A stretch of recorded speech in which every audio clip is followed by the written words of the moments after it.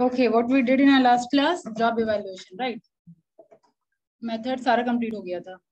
ठीक है, मेथड्स में कितने टाइप का मेथड्स है जॉब इवैल्यूएशन में? ठीक है,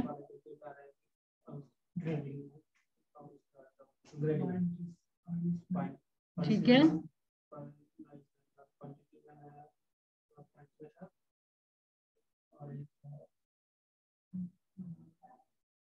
फैक्टर कंपैरिजन मेथड. ठीक है, डिफाइन करिए फटाफट सबको. रैंकिंग मेथड बताइए, बोलने दीजिए उसको भी. ठीक है,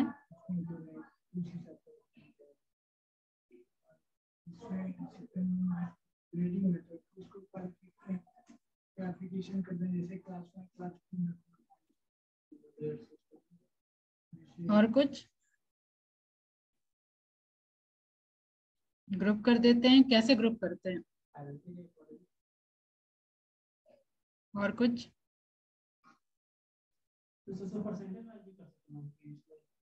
किस टाइप का जॉब है, क्या वो स्किल्ड है या अनस्किल्ड है या मैनेजरियल जॉब है या टेक्निकल वर्क है. तो जितने टेक्निकल एम्प्लॉय है उनको एक ग्रेड में, मैनेजरियल जितने काम है उनको एक ग्रेड में, स्किल्ड वर्कर को एक ग्रेड में. ठीक है, सारे एग्जीक्यूटिव्स को एक ग्रेड में. ठीक है, इस तरीके से हम लोग क्लासीफाई करते हैं. ठीक है, चलो बढ़िया. पॉइंट मेथड,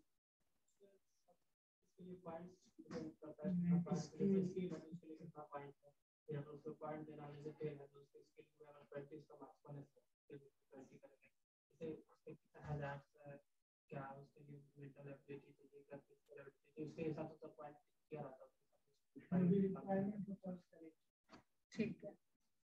तो आज हम लोग शुरू करेंगे. और फैक्टर कंपैरिजन, फैक्टर्स को कंपेयर करते हैं. और फैक्टर में क्या क्या आता है? दो मेथड का कॉम्बिनेशन है, पॉइंट मेथड का और रैंकिंग मेथड का. And it was propounded bye whom? EJ bench 1926. ठीक है, और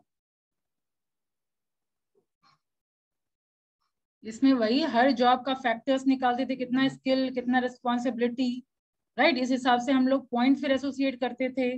और फिर मान लीजिए न्यू जॉब को अगर हमको असाइन करना है तो वही सारा एक एक पॉइंट हम लोग देखते थे. क्या स्किल उससे ज्यादा है या कम है, रिस्पॉन्सिबिलिटी उससे ज्यादा है या कम है. टूल मेकर का एग्जाम्पल दिया गया था ना लास्ट क्लास में. तो इस तरीके से हम लोग फैक्टर कंपैरिजन नाम ही जस्टिफाई करें कि हम फैक्टर्स को कंपेयर करते हैं. ठीक है, यानी वर्किंग कंडीशन कैसा होगा, हजार्ड कितना है पर्टिकुलर जॉब में, रिस्पॉन्सिबिलिटी कितनी है, एफर्ट कितना है. याद है 5 फैक्टर्स डिस्कशन हुआ था, है ना. तो वो पांचों फैक्टर्स को हम लोग कंपेयर करते हैं. तो कंपैरिजन हुआ which was done in ranking method, point associate किए which was done in point method. चलिए, तो आज हम लोग अब करेंगे आपका उसके बाद है कंपनसेशन मैनेजमेंट. ठीक है, प्रोजेक्टर ऑन है.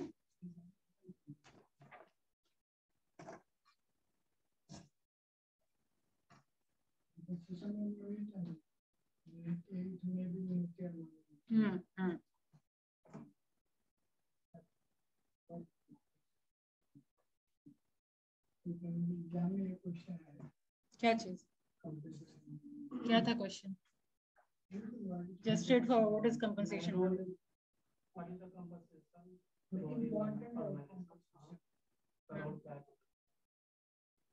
ठीक है, तो इंट्रोडक्टिव पार्ट में हमको यही जानना जरूरी है. ठीक है, क्या है बताइए, आप बताइए. जो एम्प्लॉय भी काम करता है उसके हिसाब से उसको वर्क पे होता है. ठीक है, और बस एक ही लाइन लिखे थे.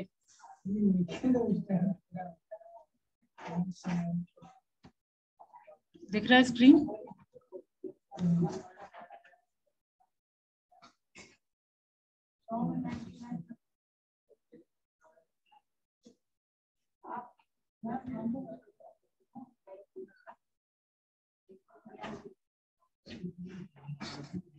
देखिए, कंपनसेशन मैनेजमेंट का हर बुक में डिफरेंट डिफरेंट नाम से आप जानेंगे.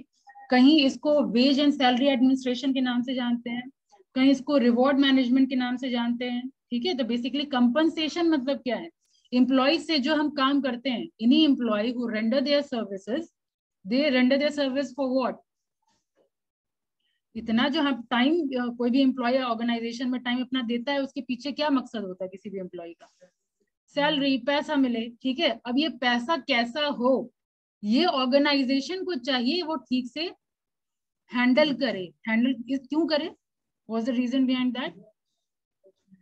क्योंकि देखिए, अगर आप ऑर्गेनाइजेशन में कोई भी एम्प्लॉय काम कर रहा है, अगर आप अच्छे एम्प्लॉय को रिटेन करना चाहते हैं, सबसे पहले तो हमको सीख करना होगा, ठीक है। तो अच्छा एम्प्लॉय कब आएगा, जब आप बेटर रेम्यूनरेशन देंगे। जब इसका देखिए कुछ कुछ वर्ड है, रेम्यूनरेशन भी सैलरी की जगह पे यूज करते हैं हम लोग, ठीक है। Remuneration is also the word, you can use this type of word, ठीक है, in order to get better mark.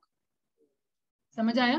तो क्या डिस्कशन हो रहा था, सबसे पहले सीख करने के लिए ही हमको बेटर कंपनसेशन या रेम्यूनरेशन देना पड़ेगा, तभी टैलेंटेड एम्प्लॉय वहां पे ज्वाइन करेंगे, ठीक है। क्योंकि देखिए, पहले तो सबसे पहला क्वेश्चन अगर आप ही से अगर पूछा जाए, किसी भी ऑर्गेनाइजेशन को आप ज्वाइन करेंगे, सबसे पहला चीज आप क्या पूछेंगे, कितना सैलरी है, ठीक है। अब आप एमबीए करके अगर आपको कुछ जनरल सा 5,000, 6,000, 10,000 अगर दिया जाए, तो क्या वहां पे आप ज्वाइन करेंगे?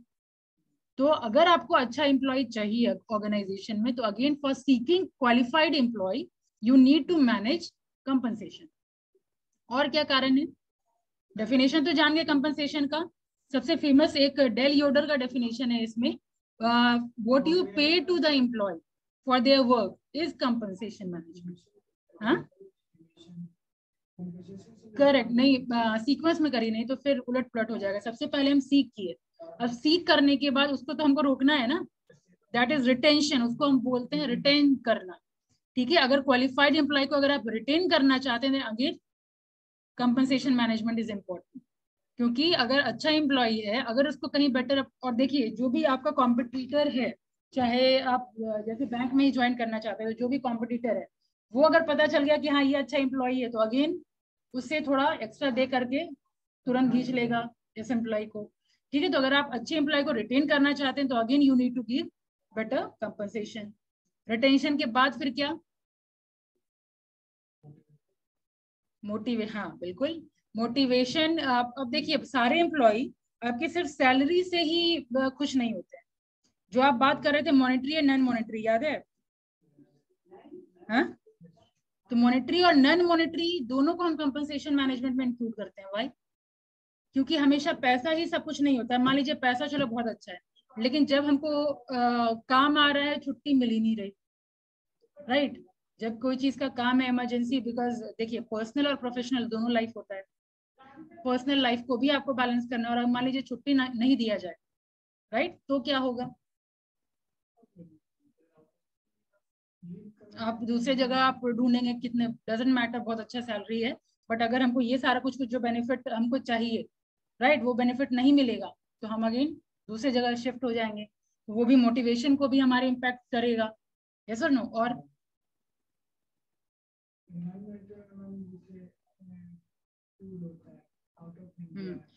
हाँ, तो ये क्यों दिया जाता है, ये सब भी जो ऑर्गेनाइजेशन भी आप बहुत सारा आप सुने होंगे अपने रिलेशन में, कि हाँ आज ऑफिस ट्रिप पे गया हुआ है कुछ लोग, राइट, कुछ कंपनी में कहीं और टूर करवाया जा रहा है, किसी को फ्लाइट का पैसा वगैरह सब आ जाएगा कंपनसेशन में, ये सारा कुछ आप कंपनसेशन में पड़ेंगे, ठीक है। तो उसको आप क्यों करवाया जाता है, कंपनी इतना क्यों पैसा खर्च करती है कि हाँ टूर वगैरह करवाया जाए?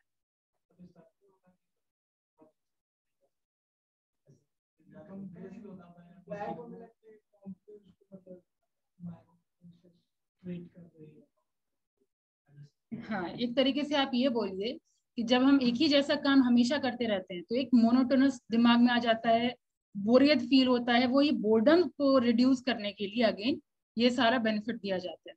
तो अगेन एक और स्टेटमेंट बढ़ा, ठीक है। तो क्यों कंपनसेशन मैनेजमेंट करते हैं, थोड़ा बहुत लिंक कर पा रहे हैं आप? ठीक है, पहले व्हाट इज कंपनसेशन दिख रहा है, ये तो हुआ ही नहीं है, क्यों? प्रोजेक्टिव तो आना है।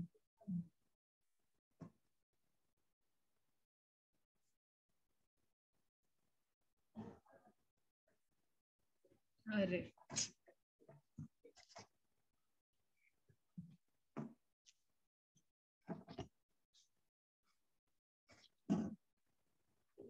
बाजू।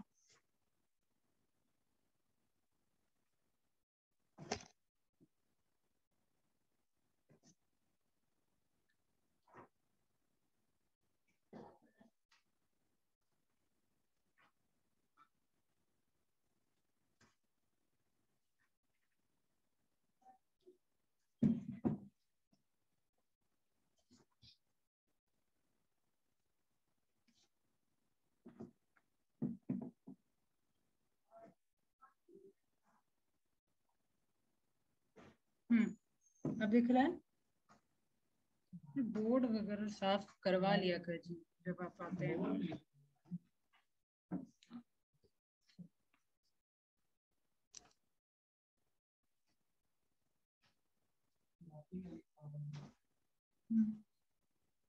ये ऐसे क्यों आ रहा है? ग्लास की वजह से? चलिए खैर ठीक है। तो समझ में आ गया। पहले व्हाट इज कंपनसेशन, वहां पे जो स्पॉट है उसका वो मार्क आ रहा है यहाँ। ठीक है, फिर क्यों करते हैं पता चल गया। पहले तो क्वालिफाइड एम्प्लॉय को सीक करने के लिए, दूसरा रिटेन करने के लिए, सेटिस्फैक्शन के लिए, मोटिवेशन के लिए, अच्छे वर्क को रिवॉर्ड करने के लिए, ठीक है, मोनोटोनस टास्क से थोड़ा बहुत रिफ्रेश करने के लिए ताकि वो फिर से अच्छा प्रोडक्टिविटी दे पाए। ठीक है, इसके अलावा देखिए एक और बहुत इंपॉर्टेंट चीज है, दैट इज जिसको हम लोग बोलते हैं लीगल कंप्लायंसेस।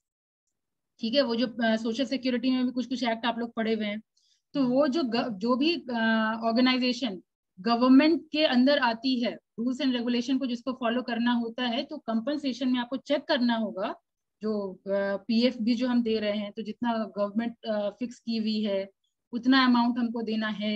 ठीक है, तो वो लीगल कंप्लायंसेस को भी हम लोगों को देखते हुए कंपनसेशन मैनेजमेंट को हैंडल करना होता है।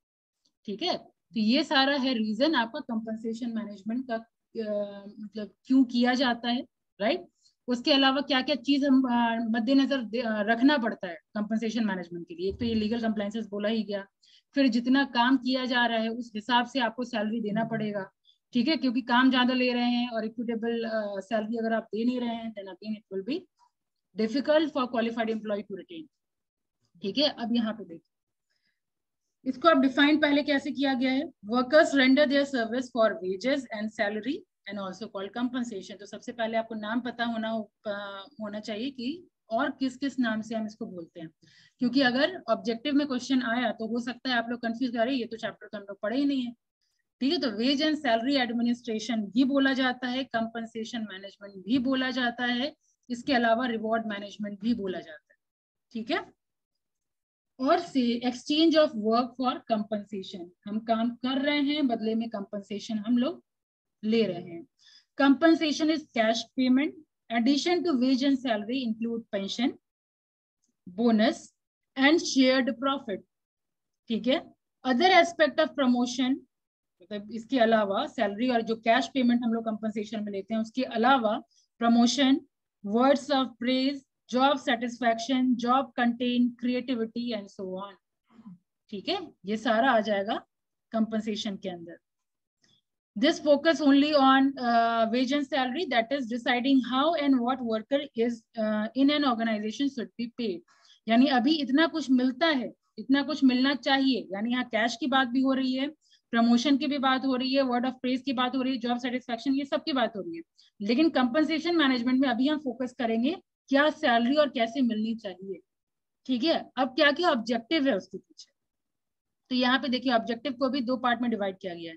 एक ऑर्गेनाइजेशन क्यों कंपनसेशन पे वर्क करे, ठीक है, अकॉर्डिंग टू द, हाँ, उसके बाद पहला देखिए पॉइंट ऑर्गेनाइजेशन पर्सपेक्टिव से, enable an organisation to have quantity and quality of staff it require.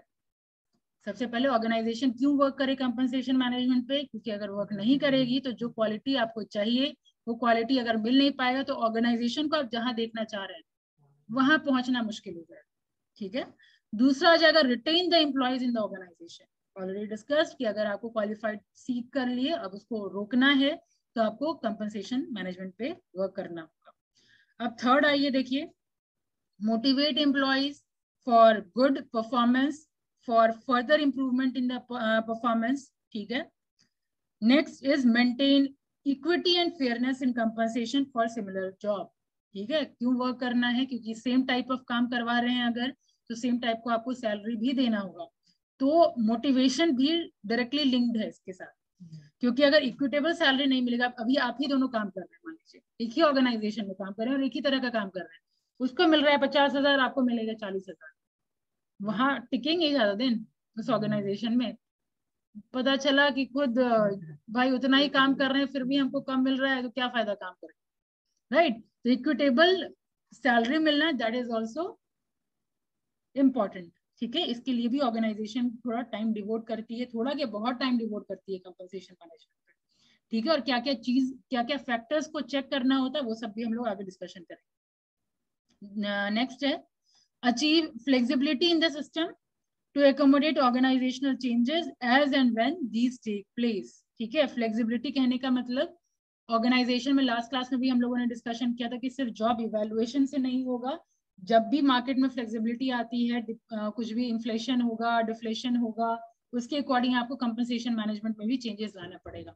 ठीक है, अगर महंगाई ज्यादा है तो आपको डीए चेंज करना पड़ेगा, बीएनएस अलाउंस, याद है? तो इस तरीके से आपको हमेशा रिवाइज करना is very much important. Fine, उसके बाद है make the system cost effective. Cost effective कहने का मतलब देना है पैसा, ठीक है, अब इतना तो नहीं कि हम इतना हाथ खोल ले मेरा औकात से बाहर। ठीक है, तो क्या होगा, नेक्स्ट कैसे पेमेंट करेंगे, इस महीना तो चलो भाई सीख कर लिए, नेक्स्ट मंथ भी तो पेमेंट करना है, क्योंकि एक ही महीने की तो बात है नहीं, वो पेमेंट आपको चलाना है और रेगुलर पे करना है। अगेन लेट पे करेंगे तो फिर which will lead to again dissatisfaction to the employ, वो फिर काम नहीं करना। इसलिए अगर आपको ऑर्गेनाइजेशन खोलना है तो सब कुछ सोचना पड़ेगा। ठीक है, इतना ही हम दे जितना हम चला पाए, राइट, और इतना भी कम ना दे जो कि मैं कोई ज्वाइन ही ना करना पाए। ठीक है, तो ये सारा कुछ सोचना पड़ता है। फाइन, तो ये सारा बेसिकली ऑब्जेक्टिव है ऑर्गेनाइजेशनल पॉइंट ऑफ व्यू से क्यों इंपॉर्टेंट है। अब इंडिविजुअल पॉइंट ऑफ व्यू से क्या इंपॉर्टेंट है, ये आप खुद पे ले लीजिए, सारा पॉइंटर्स बनता चला जाएगा। सबसे पहले देखिए इंश्योर अ फेयर कंपनसेशन। हम पीजीडीएम किए हुए हैं तो ऑब्वियसली हम 10,000 से कम तो एक्सपेक्ट करेंगे नहीं, 20,000 से तो कम, पटना जैसे शहर में 30,000 से कम में तो हम ज्वाइन करेंगे नहीं, होता है ना?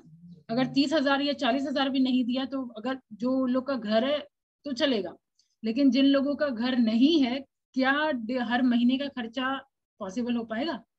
तो यही होता है फेयर कंपनसेशन। हम जितना पढ़े हैं, जितने क्वालिफाइड हैं, जितना स्किल है, सिर्फ पढ़ने से मतलब नहीं है, स्किल होना भी जरूरी है। सिर्फ डिग्री ले लिए हैं और जो काम करवाया जा रहा है उसके लायक हम है ही नहीं, ठीक है, तो अगेन वो फिर फेयर कंपनसेशन एक्सपेक्ट नहीं कर सकते आप।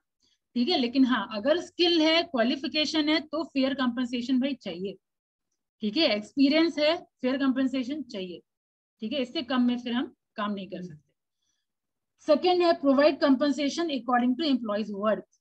अभी जो बात हुई, पहले तो सिर्फ फेयर कंपनसेशन चाहिए, उसके बाद वर्थ इन द सेंस, अब मान लीजिए पीजीडीएम का डिग्री दोनों के पास, ठीक है, लेकिन क्या वर्थ इन द सेंस, क्या स्किल सेट दोनों का एक जैसा हो सकता है? क्या हो सकता है ऑर्गेनाइजेशन ज्वाइन करने के बाद कुछ स्किल लगे कि हाँ किसी और का ज्यादा बेटर है, किसी का कम है, उस केस में क्या,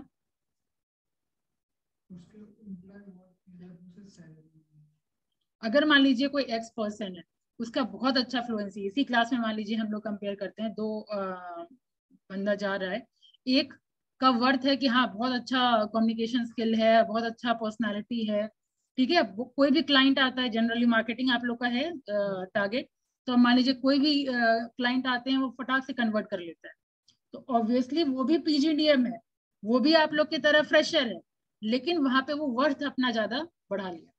ठीक है, तो अगेन वर्थ के अकॉर्डिंग उसको भी पेमेंट ज्यादा चाहिए होगा, नहीं तो फिर उसके दिमाग में भी आ जाएगा कि भाई बाकी को भी इतना मिल रहा है, हमको भी इतना ही मिल रहा है, तो ज्यादा स्किल दिखा के हम करेंगे क्या?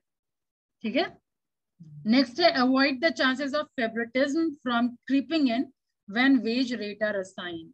ठीक है, अब देखिए प्रॉपर जब आपको ऑफर लेटर वगैरह मिलता है उसमें सारा कुछ लिखा रहता है, तो फेवरेटिज्म वगैरह वाला चांसेस होगा नहीं कि हाँ वो बॉस का फेवरेट है इसलिए उसको ज्यादा पैसा मिल रहा है, वो बॉस का कम फेवरेट है इसलिए उसको कम पैसा मिल रहा है। ठीक है, तो वो वाला जो क्राइटेरिया है वो खत्म हो जाता है कंपनसेशन मैनेजमेंट, क्योंकि जो भी है वो रिटन है, ऑन पेपर है। ठीक है, तो ये चीज भी आप ये डाउट में नहीं रह सकते हैं कि हाँ बॉस के साथ टर्म अच्छा रहेगा तो अच्छा पेमेंट मिलेगा। समझ आया? फिर नेक्स्ट है इनहांस एम्प्लॉय मोरल एंड, ये तो भाई सबके साथ एसोसिएटेड है। एचआर के हर चैप्टर में आप देखेंगे कि मेन क्या है, मोरल और मोटिवेशन भाई बना रहे, राइट। अब कलेक्टिव ऑब्जेक्टिव यानी ऑर्गेनाइजेशन और इंडिविजुअल दोनों क्या देखता है कंपनसेशन मैनेजमेंट में? Compensation in ahead of inflation, मतलब इन्फ्लेशन आने वाला है, ठीक है, अब उससे पहले ही आपको प्लान आउट करना पड़ेगा कंपनसेशन मैनेजमेंट के बारे में, ठीक है। तो ये देखना होगा, ये ऑब्जेक्टिव है। Second, matching with market rate, ठीक है। मार्केट रेट मतलब उस पर्टिकुलर जॉब का बाकी जगह बाकी ऑर्गेनाइजेशन में क्या लोग दे रहे हैं, उस हिसाब से भी again compensation management plan out करना पड़ेगा, ठीक है। और अगर नहीं प्लान आउट रहेगा मार्केट रेट के हिसाब से तो जहां दिया जा रहा है ऑब्वियसली वहां शिफ्ट करेंगे, right. Next, increase in compensation reflecting increase in prosperity of the company, ठीक है। अगर कोई मान लीजिए आप ज्वाइन किए हैं 30,000, ठीक है, नेक्स्ट ईयर आपको 40,000 मिलना शुरू हो गया अगर, तो आपके दिमाग में क्या इमेज बैठ रहा है? सैलरी बढ़ रहा है, और ऑर्गेनाइजेशन की तरफ क्या पर्सपेक्टिव आपका डेवलप होगा?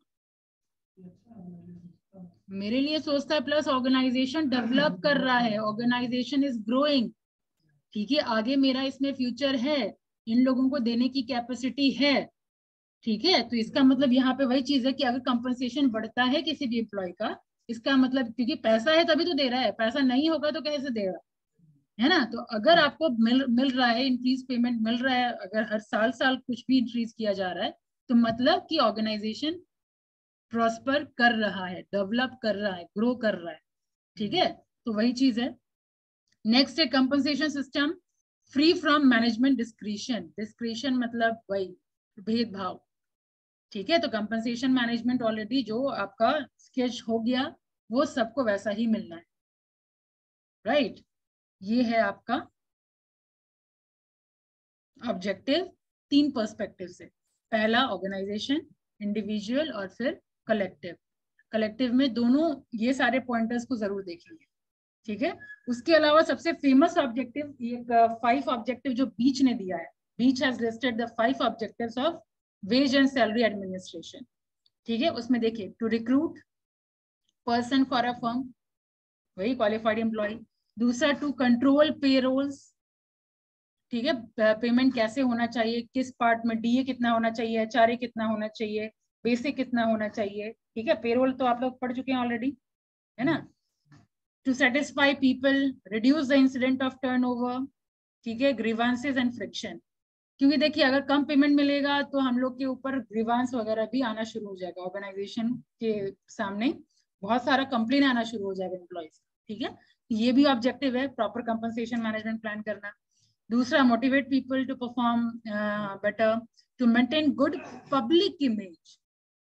पब्लिक इमेज मतलब अब आप जॉब कर रहे हैं, अब आप बाकी फ्रेंड जो लोग जॉब ज्वाइन नहीं किए हैं, वर्ड टू माउथ होगा, सबको बताएंगे अरे ये कंपनी बहुत अच्छा है, ये सैलरी देता है, बीच बीच में घुमाने ले जाता है, हम लोग को स्नैक्स वगैरह भी प्रोवाइड करता है, ये सब जो अगर आप वर्ड टू माउथ करेंगे अगर, तो ऑब्वियसली पब्लिक इमेज धीरे धीरे धीरे, अगर नई ऑर्गेनाइजेशन है कुछ का जो ऑलरेडी स्टेबल है उसका पब्लिक इमेज बन चुका होता है, ठीक है। जैसे फॉर एग्जाम्पल एसबीआई ज्वाइन करेंगे, सेकंड क्वेश्चन अराइज होगा ही नहीं, obviously it is the best bank, ठीक है। आरबीआई में हो जाता है अगर, सेकंड थॉट आएगा ही नहीं क्योंकि ऑलरेडी ब्रांड बना हुआ है।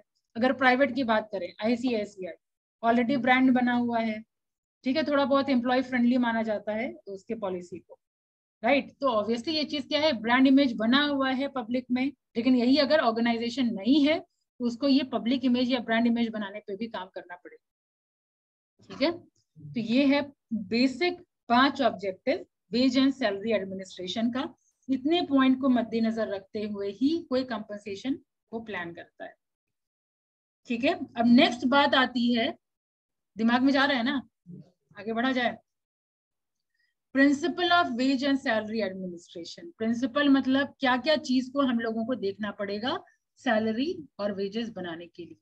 पहला, एक्सटर्नल इक्विटी, ठीक है। एक्सटर्नल इक्विटी में क्या क्या आया?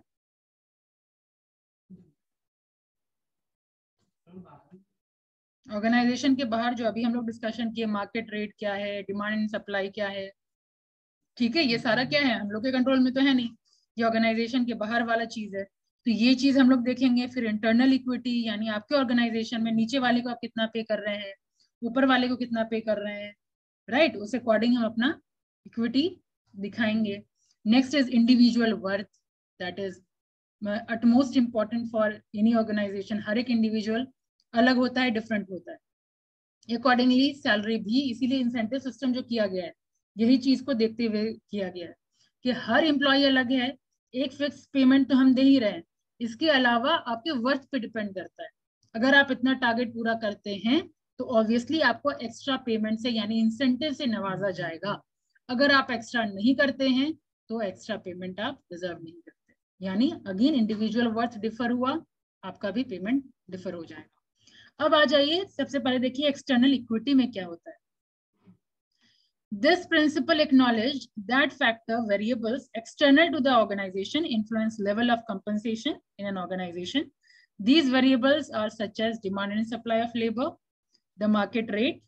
If these variables are not kept into consideration while fixing wages and salary level, these may be insufficient to attract and retain employees in the organization. The principle of external equity ensures that jobs are fairly compensated in comparison to similar job in the labor market।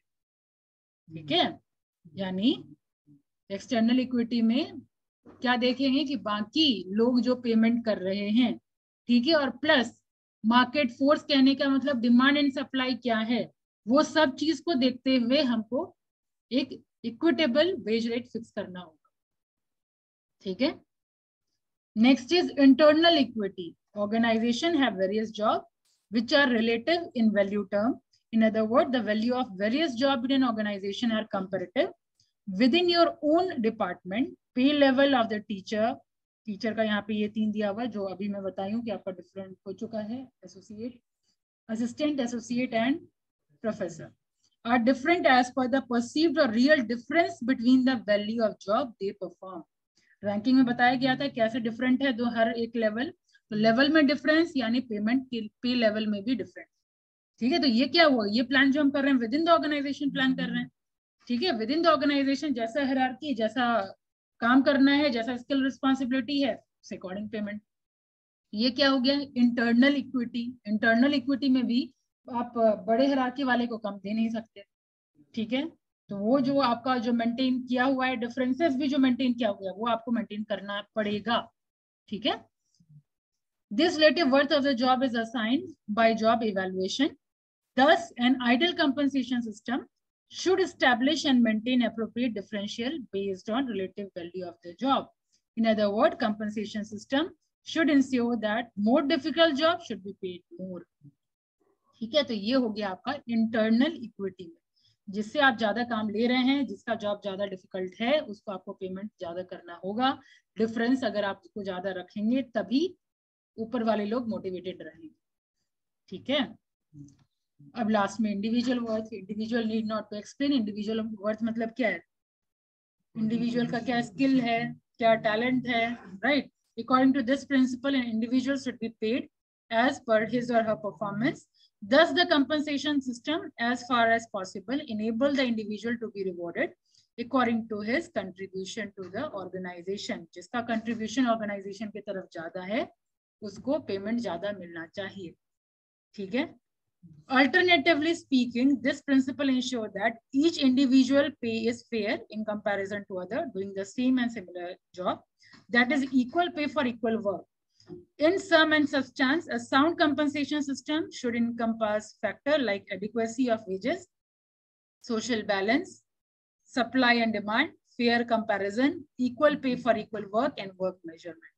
Equal pay for equal work तो है, plus जो worth आपका होगा, अगर आप ज्यादा contribute कर रहे हैं ऑर्गेनाइजेशन की तरफ, तो ऑटोमेटिकली उसको थोड़ा एक्स्ट्रा पेमेंट मिलना चाहिए, ताकि वो आगे भी उतना ही वर्थ शो कर पाए ऑर्गेनाइजेशन की तरफ। ठीक है, अब इमेजिन करिए सब लोग अपना अपना काम कर रहा है, लेकिन एक है जो मतलब ऑर्गेनाइजेशन के लिए बढ़ चढ़ के हिस्सा ले रहा है।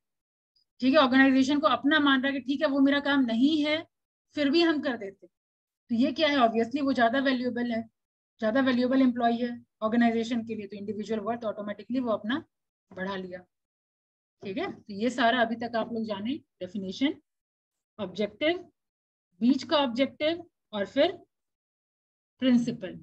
ये 4 टॉपिक आज आपका खत्म हुआ। ये इंपॉर्टेंट है, component of wage and salary administration. ठीक है, सैलरी और वेज एडमिनिस्ट्रेशन में कौन कौन से कंपोनेंट को हम लोग कंसिडर करते हैं, वो सब हम लोग पढ़ेंगे अपने नेक्स्ट क्लास।